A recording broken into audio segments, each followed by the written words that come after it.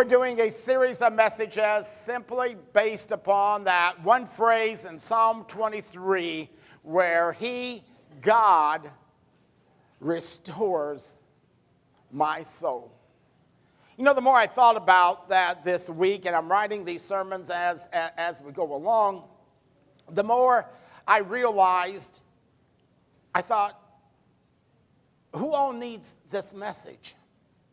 And I came to this conclusion. I might be wrong, but I would suggest to you there's not one person here today that would argue against or take the other side that they don't need restoring.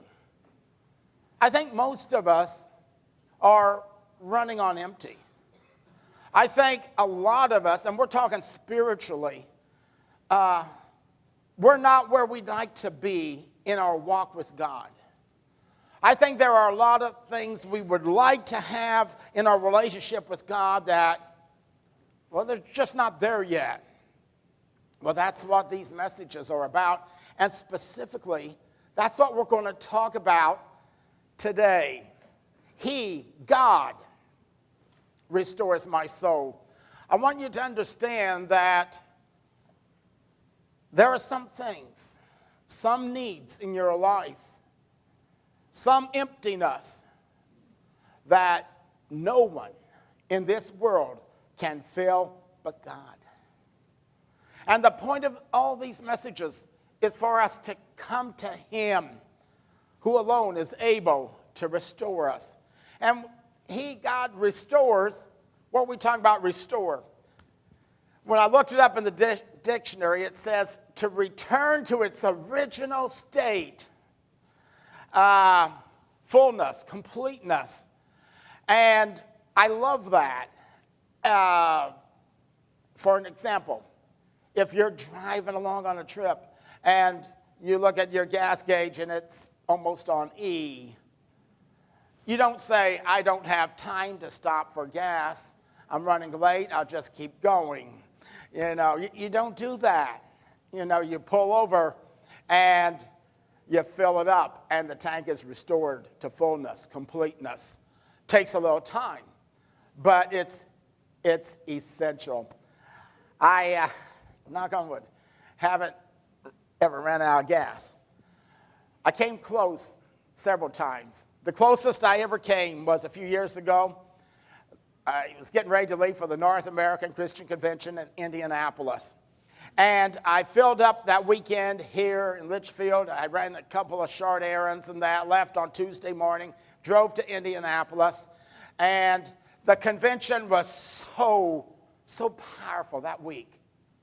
Coming home, all I could think about was the things I heard, the worship sessions and the songs going through my mind. I was playing some CDs of some of the music, and I'm just singing along. I never ever looked at my gauges.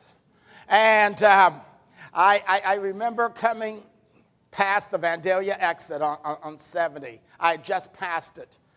And I heard a ding, and I looked down then, and it says check gauges. And I looked, and it was on E.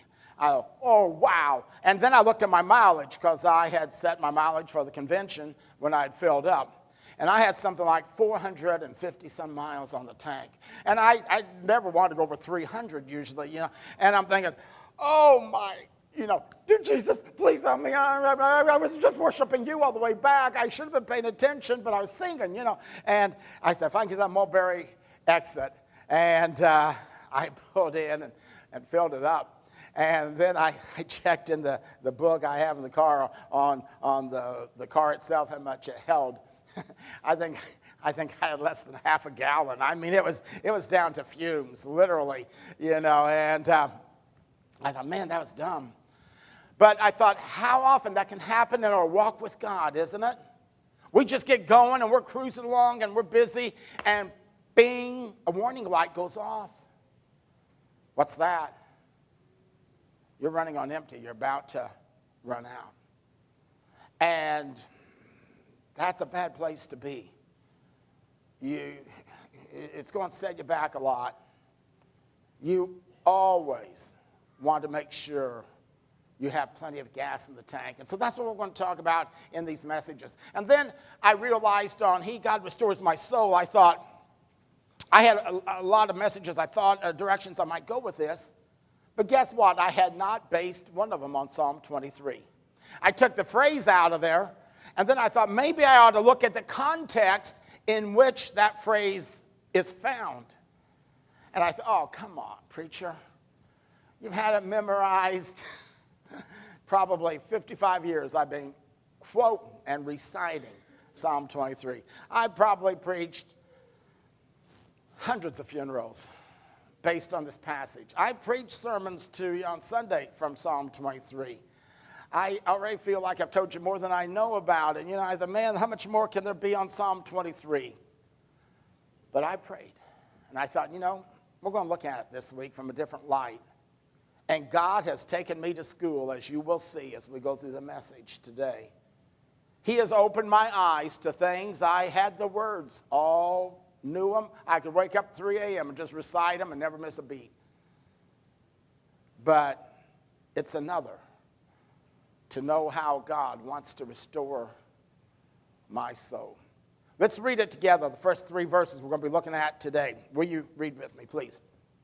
The Lord is my shepherd. I lack nothing. He makes me lie down in green pastures. He leads me beside quiet waters. He refreshes my soul. He guides me along the right paths for his name's sake. We're going to look from those verses, those 3 verses, we're going to look at 3 specific steps we need to take in the direction to God so he can restore our soul. Here we go. Number 1, if you're filling in the outline on the bulletin. First one, rest. He makes me lie down in green pastures. Wow. Isn't that a beautiful picture? I mean, when you read that, don't you think, wow, that is just really cool. But let me ask you, how many of you does that describe your life? Is that where you're at? Do you say, I'm really at rest. I'm really resting. I'm really at peace. I just feel like I'm lying down in green pastures. I don't know about you, but that hasn't been the case in my life for a long time. And this week, I came across some statistics. And they bring out how that today in America, we have more affluence, we have more gadgets and gimmicks and technology and stuff and medicines, and yet we have a harder time resting. And if we don't take this first step, there's no shortcuts. If we try to go around it, you will not experience God's restoration of your soul. You just can't get around it. And yet we're doing a horrible job on it. It says in the latest survey, 2 out of 3 Americans have trouble sleeping most every night. That means only 1 in 3, they say, are able to sleep well every night. The problems, they say, range from insomnia. 20-some% say they just can't hardly ever get to sleep. 40% say they wake up several times a night and then have trouble going back to sleep. That's torturous. I struggled with that some. Sleep problem after sleep problem. And then it said Americans are more experiencing exhaustion, more so now than ever before. And then it said, let's see, I think it was back in 1973. That's a long time ago, isn't it? The average work week was like 39.6 hours in the United States. The latest one was in 2009, and it's nearly 51-hour work week.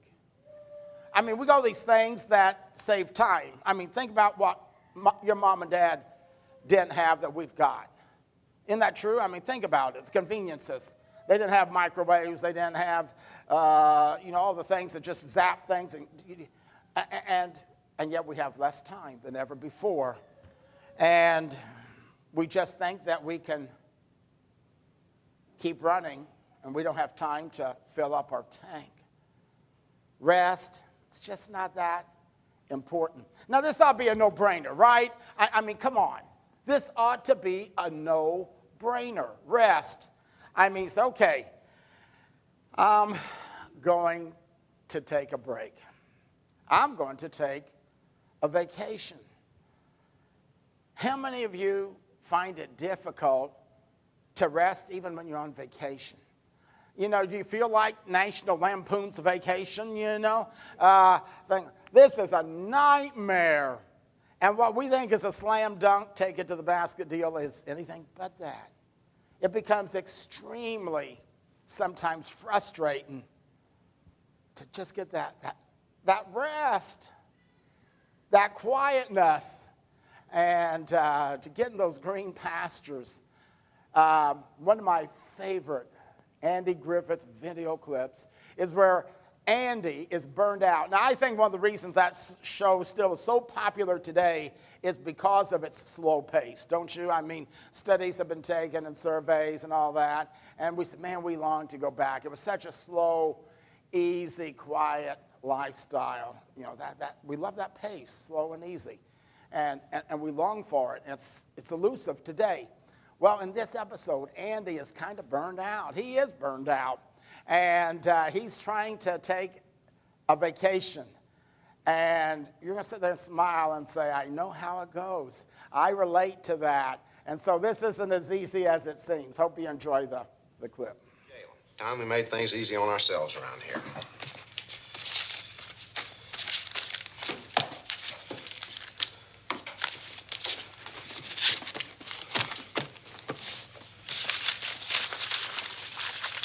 All right, what is it? What's what? I'm not blind, fellow. It's pretty deep-rooted and subtle, but I can always tell when something's bothering you. There's nothing deep about it at all.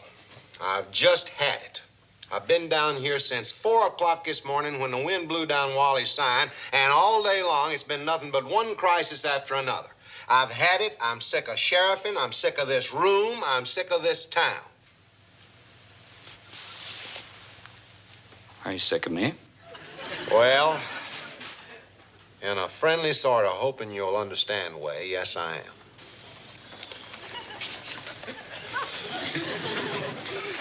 I'm sorry, Barn. I'm just beat to the socks, that's all. Well, I told you. I told you, didn't I? Who told you if I didn't? Take your vacation. You had the middle 2 weeks of June coming with pay. But oh, no, not you. Summer tourists coming. I better stay on the job. Well, I didn't think I ought to leave. Well, now you're paying for it. What you need is a rest. You ought to take at least a week off. Oh, I don't know. Well, there's nothing to keep you here, Andy. I can get Gomer as a deputy. He's still sworn in from the flood. Now, there's absolutely no reason why you can't take a week off. It might be nice, you know that? Lay around home for a week, read the National Geographics, kind of do a little gardening. The public voted on it. She knows that. She's just bickering. No, ma'am. Don't bring the fine out here. Just pay Barney at the courthouse. That's right. Bye. Oh, that Bunny Caldwell. She knows perfectly well that law was passed. If she'd spend more... Ain't me. I'm on vacation.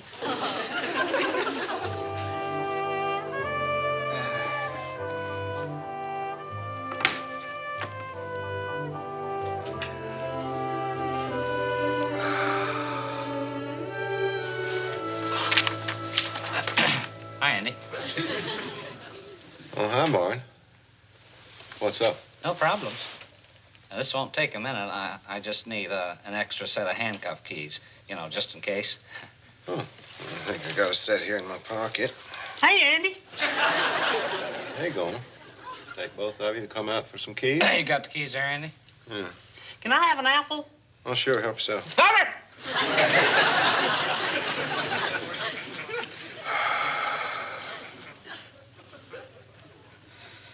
Just had to have an apple, huh? Now, look, Andy, it ain't as if we ruined your vacation or anything. I mean, you didn't have to come down to the courthouse. All it amounts to is having a little conversation with a couple of friends on your front porch. Oh, just kind of try to watch it, will you? Sure. Had to practice cuff slapping, huh? Next time, let me know. Darn, you want to take your disciplinary action down to the courthouse. This front porch conversation is giving me kind of a headache. Yes, sir. Come on, Houdini.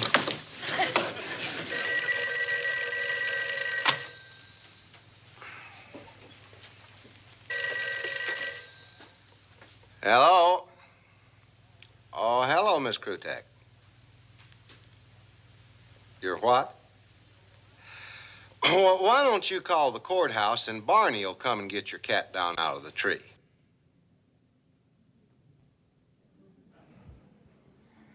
Oh, man, even Andy Griffith has trouble taking a vacation. If he does, we're in trouble, aren't we? But we relate to that, don't we? I mean, how many times have you went on vacation and your car broke down, you know, or they didn't have your reservations, or the weather was horrible, or you got sick and you spent the whole week in the bathroom, you know, and you think, wow, you know, I can't wait to get back to work because this rest is killing me. You know, I thought this week, you know, I'm preaching on this, and it was just so obvious. He makes me lie down green pastures, rest. I thought I really need to practice that and see if I don't feel better, and that's the first step to being better spiritually, you know. And so I had baited up one line I have in the creek Thursday, and I went down Thursday night, had about, 7, 8 catfish, and I was just so excited. I thought, now this is more like Mayberry, you know, and I bring the catfish up, and I'm cleaning the catfish Thursday night, just about dark. And Sam comes running out on the deck, and she said, Beth's flying over to Mark's house. At first I thought she said, Beth is flying, our daughter, flying over Mark's house. I said, why is she flying over Mark's house? You know, they don't do that in St. Louis. You know, I thought, what? She said she's on her way over to Mark's house. Mark fell rollerblading and broke his leg. I go, oh, man, you know. And I thought, so much for my quiet evening. And, you know, they had to admit him. It was broken in 2 places. We went down Friday evening, and he just came out of surgery. I was with him for a few hours, and he's not going to be able to walk probably for 3 months. Not going to be able to run. He'd been running well. He'd been lost weight. He'd run over 200 miles already this year. You know, it's over a mile a day he'd been doing. And he was just, and he rollerblades all the time. You know, I mean, it's nothing that he was just trying to act silly. And they would come back to the house, he with his daughter Olivia, and he'd go and do that spin stop, and for some reason the skates got locked in each other, and he went down, and oh man. So we get home late Friday night, and Sam had to work Saturday. I'm up with her. I went out to get the van at a little 4 or 5, about 4 to 5, and my cell phone rings. I know when my cell phone rings at 4 to 5, it's usually not very good. And it was our daughter-in-law, Alicia, and she said, can you take Andy to ER? And I said, what's going on? And she says, well, I think it's kidney stone. And she said, the kids are asleep. I could wake them and take them, but he says, call Dad. Dad will be up. He never sleeps. And, you know, it's true. And I said, sure. I said, I'm already dressed. And I said, I'm getting one car out. I'll get the other one once I get Sam off. I'll be right there. So I go up there, pick him up. We go to ER. Sure enough, it's kidney stone. We're in there for about 4 or 5 hours, and nothing ever goes smooth. You know, they had 4 different nurses come in over a 2-hour period to try to get an IV going, and they stuck him like a pincushion. They had more patches on him than you could. It brought back really bad memories, flashbacks when he was little with leukemia and all the sticks and finding the veins, and I thought, this is not good. Finally, I was just praying the whole time. And God brings in this guy, and he was just great, and he got it the first time finally. And, you know, they gave him some IVs and some stuff. They said it should pass, should be fine, you know. And so I was sitting there thinking, you know, 48 hours ago, I thought life was great, our kids are doing well, and within 48 hours, I had both of our sons in 2 different hospitals, you know. That's crazy. And so we came back home, but he never did pass it, and he's back in ER again this morning and had a horrible night. And, you know, people have been asking, how's Mark doing? I said, well, Mark, doing as well as it can be. It's Andy that's not doing so hot, you know. And they, what happened to Andy? I don't know. But I called Beth up yesterday morning, and I said, wrap yourself in bubble wrap and stay under the covers. You know, I said, man, I said, it just doesn't pay to get out of bed some days, you know. And rest. When that happened to Mark, I was talking with him, and I said, you know, this, nobody wants to go through this, but this can be some of the best time of your life. And you're probably saying, that sounds like a preacher, you know, and I got a broken leg, can't go walk, I got an elevator. I remember years ago when my brother-in-law, Richard, broke his ankle, it was just shattered, and he couldn't even put it down for weeks. He was preaching full-time out there in Colorado at that point.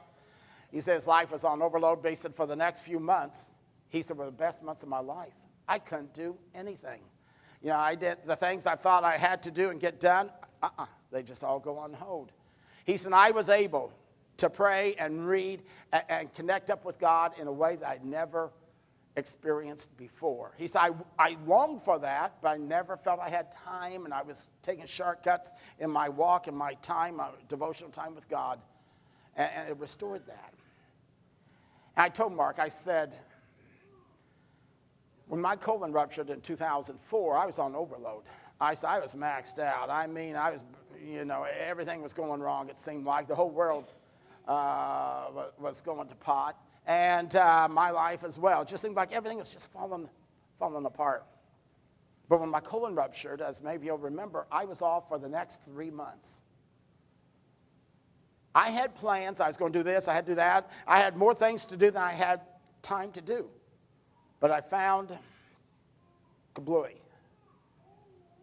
And I said, during that time, it was some of the best times of my life. I said, when I came back, it wasn't my opinion, but so many of you that said, you're just really a different person. And I was. And it all has to do with what we're talking about here today, about our walk with God. He says, he makes me lie down. Folks, if you're not smart enough to push the pause button and to give your body rest, and you think you're Superman or Superwoman and you can do 7 days a week, 16, 18 hours a day, 52 weeks out of the year, whatever it is, you will experience what he says in that verse, and I never caught it before. He will make me lie down in green pastures.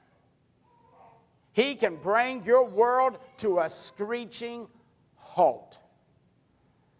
And the spiritual walk with God, just you and him every day, that you don't have time for, he can give you time for that. You'll find out you had a lot more time than you realized.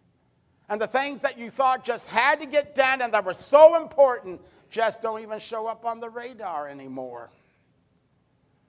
He makes me. If I'm not smart enough, he will bring my world to a crash. You know, it's just like if you were driving through the mountains and you're coming down the mountain and your car loses brakes. You have no brakes. And it's going faster and faster and faster. And you say, oh, wow, this thing won't slow up. I can't stop it. Oh, it will stop. But when it does, it's not going to be pretty. It's going to be devastating. And most people won't even be able to recognize what kind of car it was when it happens. And that's what happens to many lives. They feel like they're on the merry-go-round of life, and their life's spinning out of control, and they're about to crash and burn. But God, out of his goodness, can make you lie down. And, you know, the picture of lying down, what picture do you see of that? He's not sitting down. He's lying down. To me, that's complete helplessness. To me, that's a boxer that just got knocked flat on his back, and he's looking up, seeing stars and lights, and he feels very helpless, very vulnerable, and very humbled. I think that's what David's describing here. And he says in green pastures. Now, that is a pretty sight, isn't it? Green pastures. What I found was the Hebrew word for green pastures was the young, early growth that's tender. It's the very best of the grass. God wants to give you the best. And that's just like a Norman Rockwell painting. You say, wow. But green pastures is simply a picture for what God will use to feed your soul and what it really needs. The sheep needed that young, tender grass. Their body required it. And if you're not smart enough to do it on your own, God will make you lie down in green pastures. And here's what you'll discover. Your pasture doesn't always look very green. You're going to say, he made me lie down all right, brought my world to a screeching halt, but it's not a Norman Rockwell painting. It's not very green. Maybe you find yourself in a hospital bed. Maybe you find yourself lying in bed alone as a result of a divorce. Maybe you find that all the toys and all your possessions and the home you loved, now out of a job, just go to somebody else. Your bank account's not very green. Green pastures. It's what we need that really feeds and strengthens the soul. And it's only through life experiences that I can say that's the absolute truth. And so don't try and say, oh, so much for point one, I don't need it. You bypass it, forget 2 and 3, and I can predict the outcome of your life. You just need that rest. He makes me lie down in green pastures. We got to quickly roll on. Here we go. Number 2, reflection. He leads me beside still waters. Now, this picture is where God is in control. Once you're lying down, he takes over.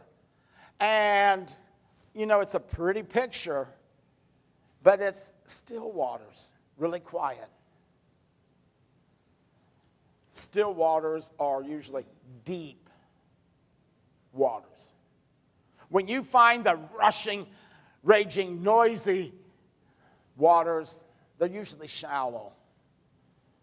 But when you get into really deep bodies of water, that's where you experience the still waters, the quiet.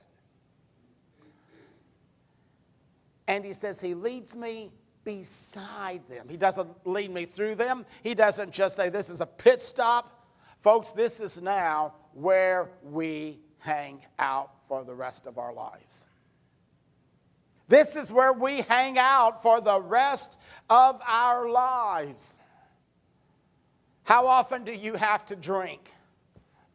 You have to have that supply close by all the time. And this is where the sheep and the shepherd really connect. And God is our shepherd, and he's a good shepherd, and he provides living water. And he says, come to me. This is where you need to spend your life every day. But you need to understand, I'm not going to be one of a bunch of voices that are screaming at you every day. When there's a lot of noise and stuff going on, I'm just going to kind of withdraw until I realize there's no other voices and I have your complete attention. Then it's you and I. Then you can grow. Then you can drink of the river of life. Then you can drink from deep waters and realize there's a lot more there than you ever realized. And you'll find strength for your soul. Now, here's what I'm afraid of. I'm afraid most of you will agree with all that. And you'll say, man, that's a good sermon, preacher. Preach, brother, preach. Oh, I loved it. But here's what I'm afraid of. You'll go home. You'll go home, and nothing's going to change. You intend for it to, but nothing ever happens. And you need the reflection and to where you can just say, God, speak to me. And you can only do that when you're beside still waters. And I am going to challenge you to take some time out. I'm going to let you choose. Whether it's 3 hours a week, I'm not talking about every day, but whatever that comes to. And I don't know your schedule. I don't know what works well for you. I know what works well for me. It's early morning, real early. It just works well for me. It may not work for everybody. That's all right. Maybe it's late at night. Maybe it's the middle of the day. I don't know. It doesn't matter. But what does matter is that we make this a commitment. That we make this a commitment. Now, I know something else that'll happen. You'll say, okay, I'm going to do it. And you'll go home, and guess what? Your week will end up like mine this past week. And you'll say, this week has just been crazy. How many have had a crazy week? You know. And how many of you have said, be honest, have said, oh, next week will be better? I have said that all my life. All that happens is next week is usually worse. Next week gets busier and crazier. And if I'm waiting for everything to get smooth and I think, man, I got a lot of time to kill. Hey, God, why don't you and I spend some quiet time together? It'll never happen. It'll never, never happen. You got to say, God, you're so important to me. I'm pulling myself away from everything. Just you and I. Maybe you want to call it date night with God. You know, this is what nourishes marriages. Every marriage ought to have a date night a week, you know, where you say, man, we just got to get away, and it's just you and I, and we connect, and we bond, and we share, and we talk, and you take your world and share it with her, and she does with you. And things you're struggling with, things I've hurt you this week, you know, you just get to know each other, connect with each other. If you don't, most marriages are going to suffer, just like your relationship with God will suffer if you just don't make this a top priority. Psalm 46:10, we keep coming back to it. Be still and know that I am God.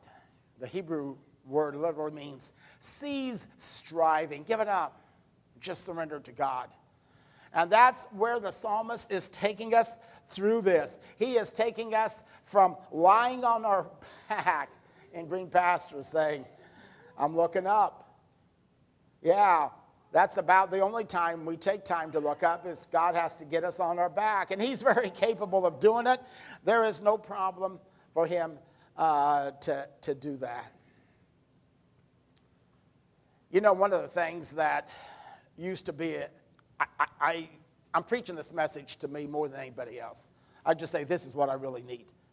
One of the things that always energized me, that always made me feel so good, physically, mentally, emotionally, and spiritually, was walking. Most of you know that. I walk several miles a day, cross country down through the creek bottoms and such, and hills and hollers. Loved it. But since I've got those dad-blasted hogs, you know, they work me to death. And I use the rationale that those hogs, you know, I'm getting my exercise and I don't need to walk. Well, that was a lie. I need to walk.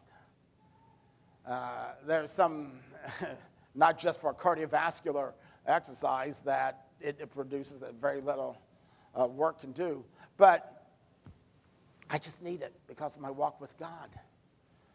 I realized that there were some times when I was walking, I could talk to God. I could just sing a song out in the middle of nowhere. And you know, those are great times. I looked forward to them every day. You know, and God would speak, the thoughts would come to me where I'd say, man, I can't wait to get back and write that down. That is so good. Now, you know, I'm just busy. I'm running here, getting there, with the church, with the hogs, with the farm. You know, you just run. I'm back where I was in second grade. See Dick run. Run, Dick, run. Run, Jane, run. See Dick run after Jane. Go, Jane, run, Jane, run. See Dick run. Remember that book? Maybe you had that book. I didn't know. I should have said, run, Steve, run. Go, Steve. Here, do this today, Steve. Over there. Sammy wants you to do this. The church wants you to do that. You got to do run, Steve. Oh, look to Steve, run. Go. You know. I said, whoa, stop. I want off, you know. And we need to push the pause button. Well, let's quickly move on and go to number 3 here. This is where, once you push the pause button and you're rested, and God's got your attention on your back, and he feeds you the nutrients your body and your soul needs. And green pastures isn't always green pastures, but when that happens and you reflect, because you got time to do nothing else, you're not capable of doing anything else. It's just you and God. Then he'll rearrange your priorities. He leads me in paths of righteousness. So in these verses, he says, he restores my soul. To me, this week, for the first time, I've seen these steps saying, God, this is how you're speaking to me. And I don't know if they work for you, but they're going to work for me. And there's going to be some changes in my life as a result of working on this message of this week. This message didn't go the direction I wanted to when I started out. This series isn't going the direction I wanted it to when I started out, to be honest. But that's okay. Hopefully God's got more of my attention than he did before these messages. And hopefully it'll be the path that leads us home. Let's look at some scriptures here that we have. He says it's useless to rise up early and go to bed late and work your worried fingers to the bone. Don't you know he enjoys giving rest to those he loves? This is one thing God wants to give you. You know, God created the world in how many days? Yeah, you can see, good, 6, you know the answer. What did he do on the 7th? He rested. Why? Because he was pooped out? No. God doesn't get tired. The Bible says he never slumbers, he never sleeps. He's God. They say, oh, I'm just so wore out. He did it for you, and he did it for me. Saying, I'll set the pattern. This is the way you're wired. You're created in my image. I even took a break after 6 days of creation. And you and I need to learn that principle. He loves to give rest to those he loves. Okay, now, next verse. Same one in the Voice version. It is pointless to get up early, work hard, go to bed late, anxiously laboring for food to eat. For God provides for those he loves even while they're sleeping. And I like that a little bit different than the last part. It says, while you sleep, God's at work to provide for you and I. He wants to give us that rest and say, he'll provide for me. Don't worry about it. Okay, next slide. The eternal God is our hiding place. He's our refuge. He's our weekend getaway, our mountain retreat, our beachside resort, whatever you want, your picture you have. Man, come to me every day. I have that refuge, that hiding place away from a crazy world. He carries us in his arms. That's where he wants us to be. It's that picture that we're going to see in just a moment of the closing and the opening picture of that sheep held close to the shepherd's chest. That's where you find rest. Getting as close to the shepherd as you possibly can. Just leaving it all up to him. Let him carry you. That's what he wants to do. The external God is your shelter. He holds you up in his everlasting arms, the Voice version says of that. That's what God wants to do for you and I today. Where you at? What changes do you need to make as we get ready to wrap this up today? I want to leave my soda in there. I did. We're going to wrap it up today, and I'm going to ask you, what changes is God calling you to make to get to that picture? That's where God wants you to be. You remember that old hymn. Listen to the lyrics. Some of these old hymns have powerful, powerful messages. Take time to be holy. Speak oft with thy Lord. Abide in him always and feed on his word. Make friends of God's children. Help those who are weak. Forgetting in nothing his blessing to seek. Take time to be holy. The world rushes on. Spend much time in secret with Jesus alone.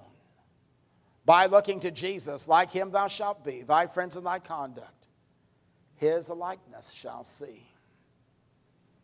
Take time to be holy. Let him be thy guide. Run not before him, whatever betide. In joy or in sorrow, still follow the Lord. And look into Jesus, still trust in his word. Take time to be holy. Be calm in thy soul. Each thought and each motive beneath his control. Thus led by his Spirit to fountains of love, thou soon shalt be fitted for service above. God's calling you and I today to make some changes because most of us need some restoring. And the restoration he wants to give to you is not always physical. It might be needed to give you the spiritual. But he just wants you in his arms. And the Bible speaks of people like Enoch, who lived in a very wicked day. It says, but Enoch walked with God. He didn't run ahead of him, didn't come dragging up behind him. He walked with God. And God just called him home. He never had to experience death. God looks for you and I who will take our lives, place them in his hands, and accept his invitation. Come, walk with me. Will you do that as we stand and sing?